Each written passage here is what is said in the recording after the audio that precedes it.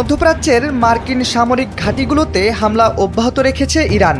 যুদ্ধের সপ্তম দিনে এসে ফের হামলা চালানো হলো হরমুজ প্রণালীতে টহলরত মার্কিন বিমানবাহী রণতরী আব্রাহাম লিঙ্কনের ওপর।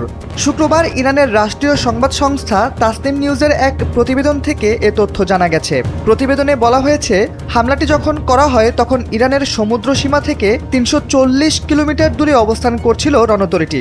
আইআরজিসির একটি ড্রোন আব্রাহাম লিঙ্কনের ওপর নিখুঁতভাবে আঘাত করতে সক্ষম হয়। এই ঘটনার পর রণতরীটি ক্ষেপণাস্ত্রসহ দ্রুত ঘটনাস্থল ত্যাগ করে হরমুজ প্রণালী থেকে এখন অনেক দূরে অবস্থান করছে।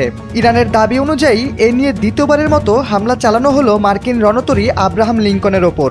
শনিবার দেশটির সর্বোচ্চ ধর্মীয় নেতা আয়াতুল্লাহ আলী খামেনির মৃত্যুর পর আব্রাহাম লিঙ্কনের ওপর ব্যালিস্টিক মিসাইল চালায় তেহরান।